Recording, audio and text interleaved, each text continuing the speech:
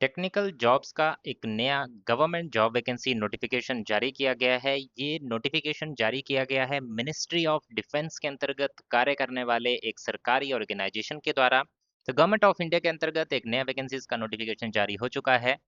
आज की इस वीडियो में आपको बताऊंगा कौन कौन सी पोस्ट हैं और कौन कौन सी पोस्ट यहाँ पे परमानेंट हैं और कौन कौन सी कॉन्ट्रैक्ट बेसिस पे हैं। दोनों टाइप की पोस्ट की वैकेंसीज यहाँ पे जारी की गई हैं। तो सारी जानकारी आपको डिटेल में मिलेगी। सारी जानकारी के लिए आपको सिर्फ एक काम करना है कि इस वीडियो को ध्यान से एंड तक देखना है, ताकि कोई भी ऐसी छोटी से छोटी डिटेल आपसे मिस ना हो पाए जिसकी वजह से आपको ये लगे कि आप इसके लिए एलिजिबल नहीं है या फिर आप फॉर्म भरने से रह जाएं। सबसे पहले यहाँ पे बताऊँ, अगर पहली पोस्ट जो है, सबसे पहले मैं बात करूँगा परमानेंट वैकेंसीज़ के बारे में।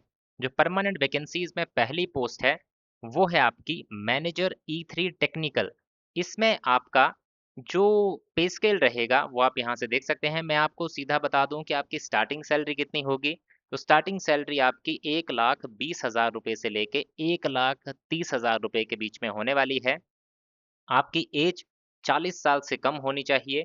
आप एक इंजीनियरिंग ग्रेजुएट होने चाहिए जिनके 60% मार्क्स हो अपनी ग्रेजुएशन में। और अगर आप SC/ST से बिलोंग करते हैं तो 55% मार्क्स होने चाहिए।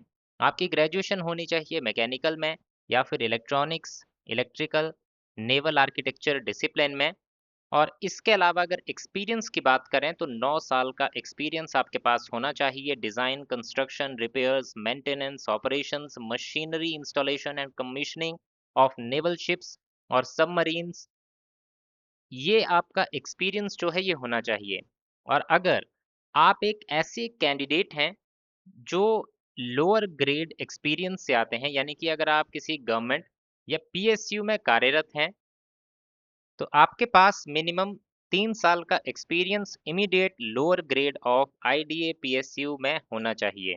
और अगर आप एक कैंडिडेट हैं प्राइवेट सेक्टर से, तो आप एक ऐसी रेप्यूटेड ऑर्गेनाइजेशन में काम कर रहे होने चाहिए जिसका minimum annual turnover 100 crore rupees का है और आपकी present CTC 15 lakh per annum या उससे ज़्यादा की होनी चाहिए। तो ये आपकी अगर क्राइटेरिया कंप्लीट है तो इस पोस्ट के लिए आप एलिजिबल हैं। नेक्स्ट पोस्ट की बात करने से पहले मैं बताना चाहूँगा इस ऑर्गेनाइजेशन के बारे में। तो ये ऑर्गेनाइजेशन है हिंदुस्तान शिपयार्ड लिमिटेड, जो भारत सरकार की एक ऑर्गेनाइजेशन है। और मिनिस्ट्री ऑफ डिफेंस यानी कि रक्षा मंत्रालय, जो भारत सरकार का एक मंत्रालय है, उसके अंतर्गत कार्य करती है। पहली जो पोस्ट थी उसकी बात हो गई। अब बात करते हैं दूसरी वैकेंसी की। दूसरी है मैनेजर E3 ह्यूमन रिसोर्सेज। इसके लिए सेम आपका पे स्केल रहेगा जो पहले बताया। और इसमें आपका 45 साल की एज लिमिट है। Age limit will be 45 years. And इसमें जो है आपकी ये नॉन टेक्निकल वैकेंसी है इसमें। तो यहाँ पे आप देख सकते हैं आपने ग्रेजुएशन किया होना चाहिए और साथ ही साथ पोस्ट ग्रेजुएट डिग्री या डिप्लोमा किया हो मैनेजमेंट में, जिसमें आपकी स्पेशलाइजेशन हो HR, पर्सनल मैनेजमेंट या फिर लेबर लॉज में। और आपके पास 9 साल का एक्सपीरियंस जो है वो होना चाहिए। एक्सपीरियंस की डिटेल आप यहाँ से देख सकते हैं। बाकी डिटेल भी आपको यहाँ पे मिल जाएंगी। नोटिफिकेशन का PDF ज़रूर डाउनलोड कर लीजिएगा। और नोटिफिकेशन का PDF हम आपको हमारे टेलीग्राम चैनल पे मिल जाएगा, या फिर हमारा जो व्हाट्सएप चैनल है उस पे जाके भी आप इस नोटिफिकेशन को डाउनलोड कर सकते हैं।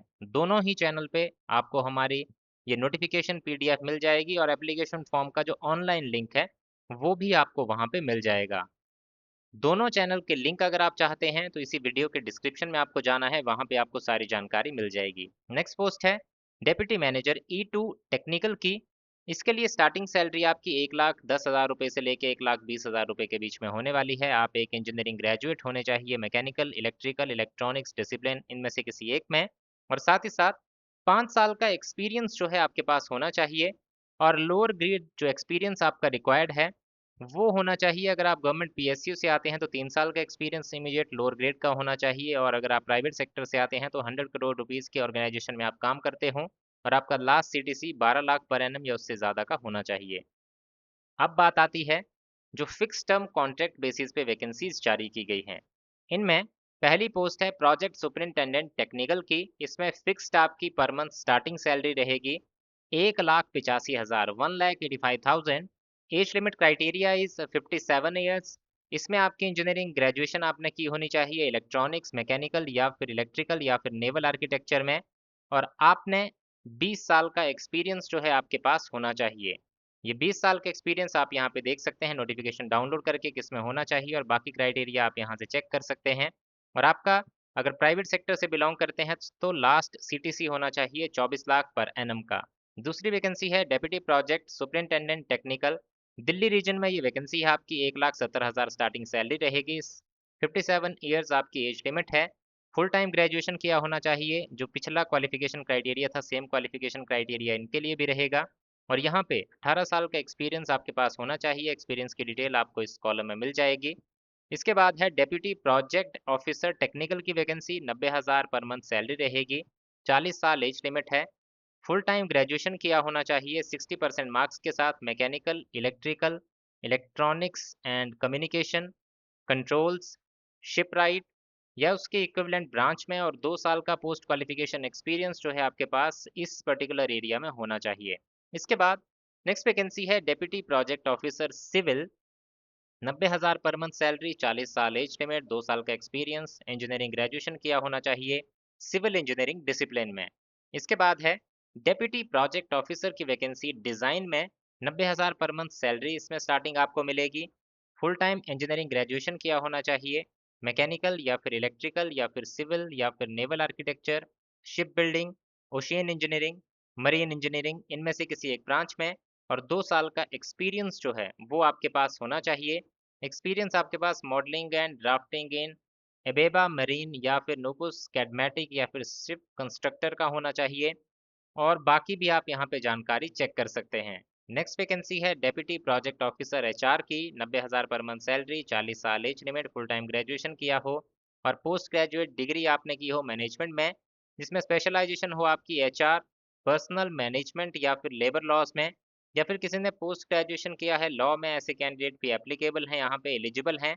और 2 साल का पोस्ट क्वालिफिकेशन एक्सपीरियंस आपके पास होना चाहिए। नेक्स्ट वैकेंसी है डेप्यूटी प्रोजेक्ट ऑफिसर की सेफ्टी में, 90,000 पर मंथ सैलरी, 40 साल age limit, full time engineering graduation आपने किया होना चाहिए।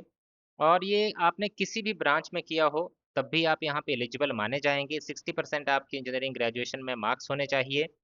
कंडीशन क्या है कि आपने इंजीनियरिंग ग्रेजुएशन तो किया हो किसी भी ब्रांच में, लेकिन उसके साथ आपने डिप्लोमा या फिर उसके इक्विवेलेंट जो कि 1 साल से कम का नहीं होना चाहिए, ये आपने किया होना चाहिए इंडस्ट्रियल सेफ्टी में। और साथ ही साथ 2 साल का एक्सपीरियंस जो है आपके पास होना चाहिए। Next is deputy project officer fire safety, engineering graduation किया हो और किसी भी डिसिप्लिन में किया हो, और साथ ही साथ डिप्लोमा किया हो आपने कम से कम 1 साल का फायर सेफ्टी का, और 2 साल का एक्सपीरियंस आपके पास होना चाहिए। ये थी आपकी कुछ एक परमानेंट वैकेंसीज और कुछ एक fix term contract basis vacancies.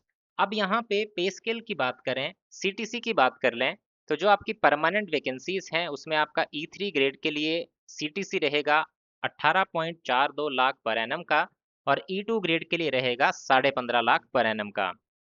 और बाकी जो फिक्स टर्म कॉन्ट्रैक्ट बेसिस पे वैकेंसीज थी उनका मैंने पे स्केल जो फिक्स सैलरी है वो आपको पहले ही बता दी है। बाकी इसमें अगर बात करें मेथड ऑफ सिलेक्शन की, तो जो भी आपका क्राइटेरिया होगा, जैसे कि इसेंशियल क्वालिफिकेशन और एक्सपीरियंस है आपका, उसके बेसिस पे आपको शॉर्टलिस्ट किया जाएगा इंटरव्यू के लिए, और इंटरव्यू के माध्यम से ही आपका यहाँ पे फाइनल सिलेक्शन होगा। अब इंटरव्यू या तो ऑनलाइन भी कंडक्ट हो सकता है या फिर फिजिकल मोड के द्वारा भी कंडक्ट किया जा सकता है। वो जानकारी आपको आने वाले समय में इनको ईमेल के या फिर आपको एसएमएस के माध्यम से इनके द्वारा दे दी जाएगी। अब अप्लाई कैसे करना है आपको, तो अप्लाई करने की जो डिटेल्स हैं वो आपको मैं अभी आगे बताऊंगा। बाकी इसमें जो मैंने आपको डिसिप्लिन बताए हैं, जैसे मैकेनिकल बताया, इलेक्ट्रॉनिक्स बताया, इलेक्ट्रिकल बताया, तो उसके कुछ इक्विवेलेंट ब्रांचेस भी होती हैं, यानी कि ग्रुपिंग की होती है ब्रांचेस की उस पर्टिकुलर एक कोर एरिया में।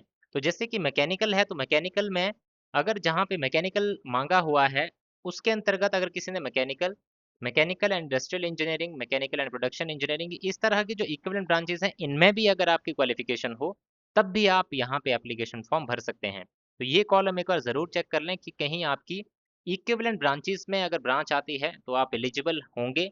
तो यहाँ से ज़रूर अपना एलिजिबिलिटी एक बार कंफर्म कर लीजिएगा। ऐसा मत कीजिएगा, तभी मैंने बोला था इस वीडियो को लास्ट तक देखिएगा, ताकि क्योंकि ऐसी ऐसी इंपॉर्टेंट चीज़ें होती हैं, अगर आप लास्ट तक वीडियो नहीं देखोगे और स्टार्टिंग में ही देख के वहाँ से स्किप कर दोगे तो आपके पास जो एक मौका आने वाला था एक अच्छी जॉब पाने का, वो आपके हाथ से चला जाएगा। अब यहाँ पे बात करें एप्लीकेशन फॉर्म आपको भरना कैसे है, तो एप्लीकेशन फॉर्म आपको ऑनलाइन माध्यम से भरना होगा। ऑनलाइन माध्यम से आप एप्लीकेशन फॉर्म को सबमिट कर सकते हैं 24 जून 2026 शाम के 5 बजे तक। और इसको एप्लीकेशन फॉर्म को भरने का डायरेक्ट लिंक आपको हमारे टेलीग्राम चैनल और व्हाट्सएप चैनल दोनों पे ही मिल जाएगा।